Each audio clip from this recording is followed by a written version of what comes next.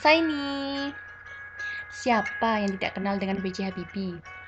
Seseorang yang memiliki perjalanan hidup dan kisah cinta yang sangat menginspirasi. Ingin tahu tentang kisahnya? Check it out!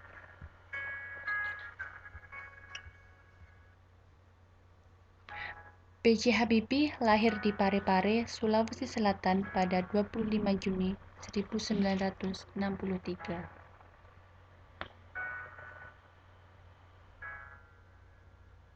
Ia merupakan anak keempat dari 8 orang bersaudara.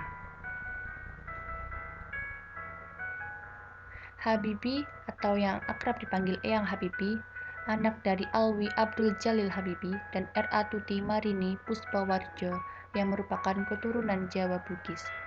Apabila melihat kedua orang tua Habibie, ibu dan ayahnya berasal dari keluarga terhormat. Kakek Habibie seorang ulama Islam terkenal dan keluarga ibunya berasal dari kalangan dokter. Ayah Habibie merupakan lulusan sekolah pertanian di Bogor dan sempat menjabat sebagai Kepala Departemen Pertanian Negara Indonesia Timur. Namun, pada 3 September 1950, Ayah Habibie meninggal dunia karena serangan jantung.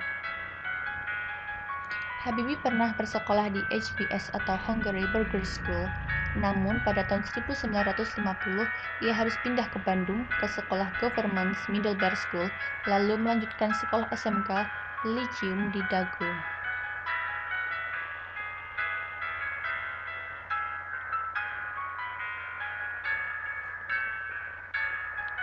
Setelah lulus SMA, Habibie melanjutkan studinya di perguruan tinggi Fakultas Departemen Elektro, Fakultas Teknik Institut Teknologi Bandung.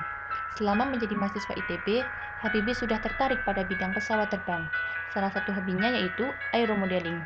Namun hanya 6 bulan Habibie menjadi mahasiswa ITB, karena Habibie harus berpindah sekolah ke Jerman Barat. Sepeninggalan ayah Habibie, Ibunda Habibie tidak pernah menyerah dalam membesarkan anaknya, hingga memastikan Habibie dapat mengenyam pendidikan hingga jenjang paling tinggi. Ibunda Habibie berusaha keras agar anaknya dapat bersekolah ke luar negeri, hingga Ibunda Habibie menjual semua harta peninggalan suaminya guna membuka usaha ekspor-impor Srikandi NV, dan usaha tersebut berhasil membawa Habibie melanjutkan studinya ke Jerman. Habibie pindah ke Jerman dan belajar di Rheinisch-Westfälische Technische Hochschule atau RWTH Aachen, Jerman Barat, mengambil jurusan konstruksi pesawat terbang.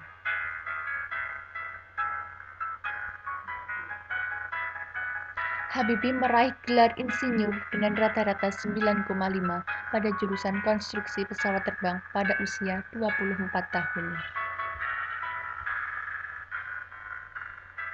Sudah 7 tahun Habibie tidak pulang ke Indonesia. Oleh sebab itu, pada tahun 1962, ia mengambil cuti 2 bulan untuk pulang ke Indonesia.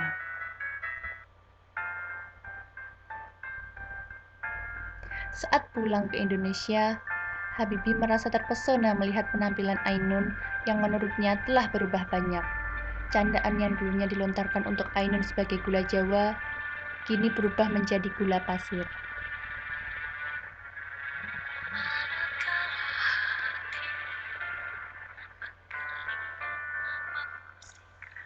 Dari situlah benih-benih cinta antara Habibie dan Ainun mulai tumbuh. Banyak pria yang menaksir dan jatuh cinta pada Ainun, tetapi wanita lulusan kedokteran Universitas Indonesia ini tetap memilih Habibie sebagai pujaan hatinya.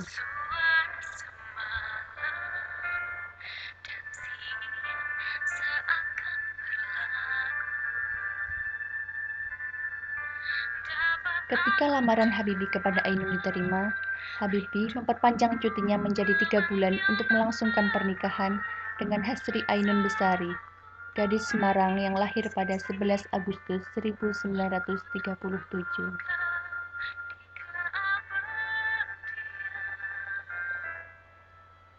Setelah cutinya berakhir, Habibie kembali ke Jerman bersama Ainun.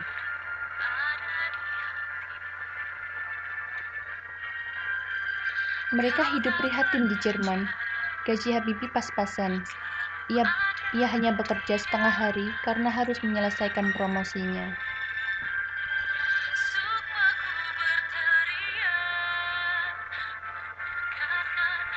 Mulai dari pagi hari, Habibie pergi ke pabrik, kemudian berada di universitas hingga malam hari.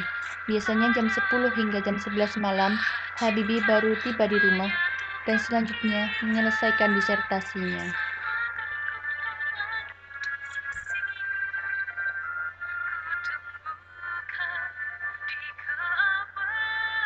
Habibie sering menggunakan bus untuk pergi kemana-mana karena kekurangan uang. 2 hingga 3 kali seminggu, ia berjalan kaki menempuh jalan pintas sejauh 15 km ke desa Obervosbach di luar kota Aachen. Perjalanan jauh itu mengakibatkan sepatunya lekas jebol. Habibie baru akan menambalnya kalau sudah musim dingin, untuk menghindari salju atau udara dingin menembus ke dalam sepatu. Berkat kerja keras dan dorongan dari Ainun yang penuh semangat, Habibie berhasil meraih gelar Doktor Insinyur pada tahun 1965 dengan nilai summa cum laude atau lulus dengan nilai rata-rata 10. Dari pernikahan Habibie dengan Ainun dikaruniai 2 orang anak, yakni Ilham Putra dan Tareq Kemal. Namun pada 22 Mei 2010, kanker ovarium merenggut nyawa Ainun, membuat Hasri Ainun Besari menghembuskan nafas terakhirnya.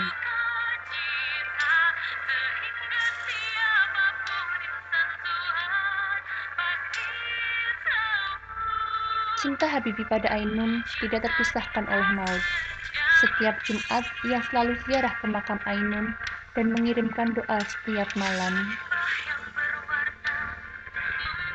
Pada 11 September 2019, Habibie menyusul sang kekasih ke alam keabadian.